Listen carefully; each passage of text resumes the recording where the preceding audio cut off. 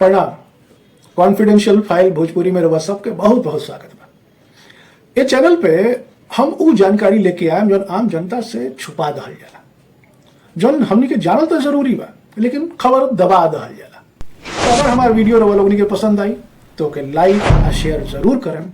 हमार उत्साह वर्धन करे खतरा हमारे चैनल के सब्सक्राइब कर ली, ताकि हम नया नया रिसर्च लेके नया नया जानकारी लेके रउआ सबके बीच आवत रही। आज के हमार कहानी बा बहुत दिलचस्प कहानी बा। आ धीरे धीरे वो कहानी में अभी तो परत दर परत आगे खुली। का 26/11 एगो आतंकवादी हमला रहे या ई कोनो नाटक रहे, कोनो साजिश रहे? आखिर के ह 26/11 के असल मास्टरमाइंड? का सबसे बड़का प्लेयर एमे कसाब रहे? रवा दिमाग में इस तरह के बड़ा प्रश्न आवत हो यार। आजकल तो एगो नाम बड़ा रवा सुनत होखे। तो आज हमार कहानी के मुख्य किरदार उहे बा। रवा आप ले बुझिए गए लोग कि हम के बात करत तानी जी। वो नाम है तहफ्फुर राणा। हमार कहानी जौन बा आज तहफ्फुर राणा के ही इर्द गिर्द घूमता। तहफ्फुर राणा कोनो साधारण आदमी ना रहे। वो पाकिस्तान आर्मी में डॉक्टर रहे। बाद में जौन की पाकिस्तान आर्मी के रीति रिवाज रहल बा ओकरा के लश्कर तैयबा में भेज दहल गई। जौन की वहाँ अक्सर होला कि फौज के लोग आतंकवादी संगठनन में बाद में भेज दहल जाला आ वहाँ जाके काम करेला लोग। तहफ्फुर राणा भी कोनो अपवाद ना रहे, वो वही में से एगो रहे। तो ओके जिम्मा मिलल लश्कर तैयबा के साथ काम करेगा। वो लश्कर तैयबा के साथे मिलके भारत में डेविड कोलमैन हेडली के साथे 26/11 की योजना बनौलस।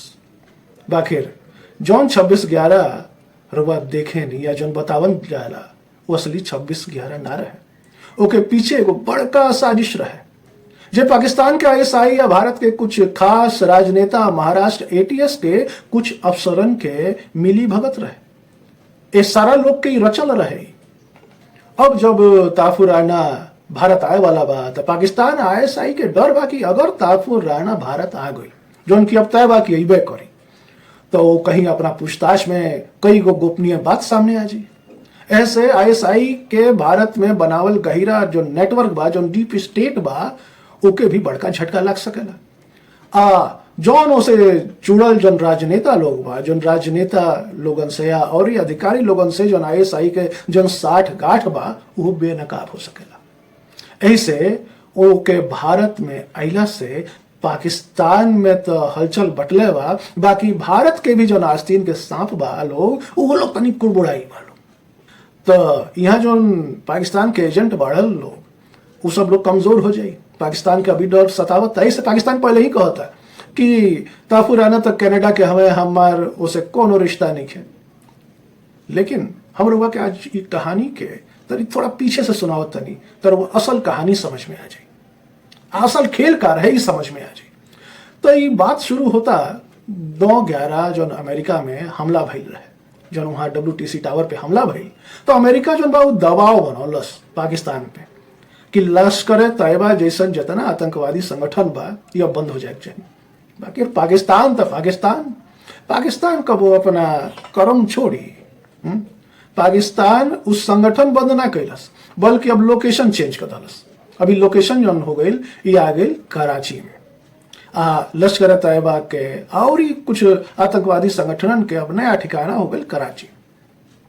यहाँ वो लोग दाऊद इब्राहिम, हाफिज सईद, ISI के अफसरन के साथे मिलके एगो नया प्रोजेक्ट बनावल लोग जेके नाम दहलस हम कराची प्रोजेक्ट। ई प्रोजेक्ट के मकसद रहे कि अब कश्मीर में आतंकवाद सिर्फ ना रहे, कश्मीर से अब तनी आगे बढ़े के बा, भारत के गली कूचा में जाके अब इस चीज के फैलावे के बा। आए में दाऊद इब्राहिम के जो नेटवर्क रहे वो बहुत काम आई और साथ में हाफिज सईद के ट्रेनिंग एक बहुत इस्तेमाल हुई। तो ई दोनों के इस्तेमाल क के ये लोग के भी मकसद रहे कि भारत में आतंकवाद फैलावल जाए। बाकी असली मकसद ही रहे कि भारतीय मुसलमान के इस्तेमाल अब कैल जाओ, आतंकवादी हमला करावल जाओ। लेकिन दोष जोन बा वो केहू औरी पे डाले जाए। कहानी में हम आगे बताएं कि के पीछे के असली खेला कर है। अब देखिए, अब आई 2002 में एगो बैठक भाई जेमे ISI, हाफिज सईद, दाऊद इब्राहिम ये सब मिल के एगो योजना बनौने कि वो लोग जोन भारत में एगो नया संगठन बनावे ओके खातिर यहाँ से पैसा भेजल जाए आईएसआई पहले ही से माओवादी आंदोलन के समर्थन तक करते रहे। तो 2003 में ये लोग एगो माओवादियन के एकजुट कऽ के कम्युनिस्ट पार्टी ऑफ इंडिया माओवादी बनौले। हवाला के रास्ता यहाँ पैसा भेजल जाए। और दूसरा तरफ 2004 में दाऊद के नेटवर्क के जरिए student Islamic movement of India यानी सिम्मी के लोगन के एकजुट कई गई। सिम्मी 1977 में बनल रहे, ये एगो एनजीओ रहे जो मुसलमान भाइयन के भलाई खातिर काम शुरू कैलस। बाकी धीरे धीरे 2001 तक वो एगो आतंकवादी संगठन के समर्थन में लग गई। 9/11 के हमला के बाद सिमी पे बैन कर दहल गई, कहे से कि वो खुलेआम उसामा बिन लादेन के समर्थन में उतर आई। जितना सिमी से जुड़ल लोग रहे वो लोग धीरे धीरे अंडरग्राउंड हो गए। अब 2005 में आईएसआई एगो नया कदम उठौलस। वो लोग जाकिर नायक से संपर्क कैल, जौन एगो टीवी चैनल पीस टीवी के नाम से चलावत रहे। ओकरा के आईएसआई बोलस कि सिमी के लोगन के एकजुट कर, ओमे एकजुट करे में हमनी के मदद कर। आ 2006 में पॉपुलर फ्रंट ऑफ इंडिया के स्थापना भई, जौन लोग सिमी के लोग जो अंडरग्राउंड रहे लोग आ जाकिर नायक के मदद लेके ये सब लोग के इकट्ठा कल गई आ एगो नया संगठन पीएफआई बनावल गई, जिसमें वह लोग शामिल है सिमी के सारा पुरान लोग। जाकिर नायक अपन भड़काए वाला भाषण दे, अपन भड़काए वाला जो किताब रहे एक के जरिए मुसलमान युवा लोगन के बीच में उत्तेजना फैलावे।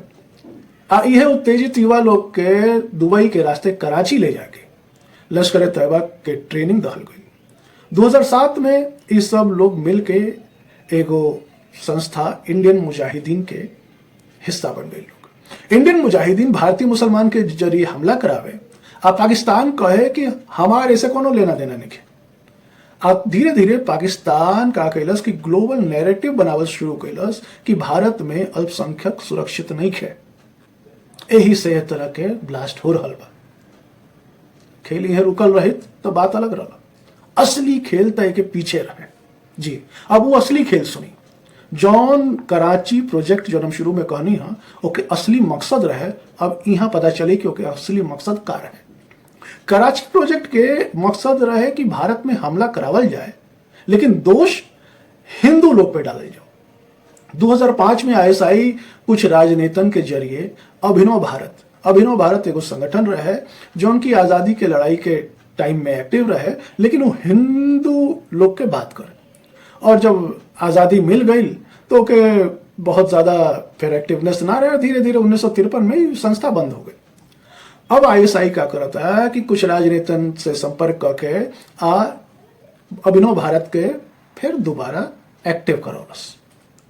2008 में नांदेड़ में एगो बजरंग दल के कार्यकर्ता रहे, ओके दुकान में आग लग गई। अक्सर होला कि इंश्योरेंस एजेंट के साथ मिलके लोग इस तरह के खेल करेला, इस तरह के घपला, इस तरह के फ्रॉड करेला। लेकिन महाराष्ट्र एटीएस जो रहे कुछ राजनेता लोग एक घटना के कुछ हिंदू आतंक से जुड़ल लोग, जबकि मामला पूरा का पूरा ही रहे इंश्योरेंस घोटाला के। यही बीच एगो नाम आवेला लेफ्टिनेंट कर्नल श्रीकांत पुरोहित के, जे कश्मीर में लश्कर तैयबा के कई आतंकवादियों के मरने उनके बाद में मिलिट्री इंटेलिजेंस में भेजल गई, जेके तहत पुणे आ गई। आप पुणे में ट्रेनिंग देवे लगना। आपन जांच में इंटेलिजेंस के जांच में वो देखले कि कई गो कम्युनिकेशन जो घरे होता, कई गो संगठनन के बीच में वो अरबी में होता। तो रिक्वेस्ट कैले अपना डिपार्टमेंट में कि उनके अरबी सीखे खतरा कहीं भेजल जाओ। तो अरबी सीखे खतरा उनका पंचमढ़ी भेज दहल गई। पंचमढ़ी में रहले लेकिन मिलिट्री इंटेलिजेंस के काम तो करते रहले। तो 2008 में यही बीच में मालेगांव में इंडियन मुजाहिदीन एगो ब्लास्ट करता। पुरोहित वहां पहुंचना जांच में। आज जांच में वो ऐसा सबूत जुटौल जिसमें कि सीधे सीधे नाम आवत रहे पीएफआई आ इंडियन मुजाहिदीन के। बाकी जो एटीएस रहे, चूंकि वो वहां पहुंचल रहे जांच में, एटीएस उल्टा पुरोहित के ही पकड़ लहलस आ पुरोहित के जौन भी सबूत रहे ओके दबा दहलस। उल्टा पुरोहित पे दबाव डालल गए कि वो मालेगांव ब्लास्ट के भगवा आतंक कहे आ योगी आदित्यनाथ आ साध्वी प्रज्ञा के नाम ले। पुरोहित ऐसा साफ इनकार कर दिया। अब तो उनके 3rd डिग्री टॉर्चर होके लागल। यही समय दूसरा तरफ 26/11 के हमला होता। ताफुराना डेविड हेडली मुंबई में रेकी कैलन सुन हमला खातिर आ अजमल कसाब जैसन कई गो आतंकवादी भेजने सुन। ई सारा आतंकवादी जौन रहे लोग ए लोग के हिंदू बनावल गई। कसाब के जेब में फर्जी आई कार्ड डालल गई जेमे उनकर बेंगलुरु के समीर चौधरी नाम से परिचय रहे। मकसद रहे कि हमला के बाद तो जौन होला कि सारा आतंकवादी मार दहल जइहे सुन, तो जौन मरल आतंकवादी के जेब से जौन आई कार्ड निकले उसे पता चल जाए कि सारा तो हिंदू हलो आ सीधे सीधे हिंदू संगठनन पे जैसे बजरंग दल आरएसएस पे दोष मर दहल जाए। ऐसे आसान हो जाए आरएसएस बजरंग दल जैसन संगठनन के बैन कई। बाकी एक आदमी सारा जो इतना दिन के डीप स्टेट जो पाकिस्तान के इतना बड़ा खेला रहे, एक आदमी बिगाड़ डालस। वो आदमी रहले स्वर्गीय तुकाराम ओमले। वो तुकाराम ओमले जी सीना पे 25 गो गोली खैले, बाकी कसाब के जिंदा पकड़ रहले।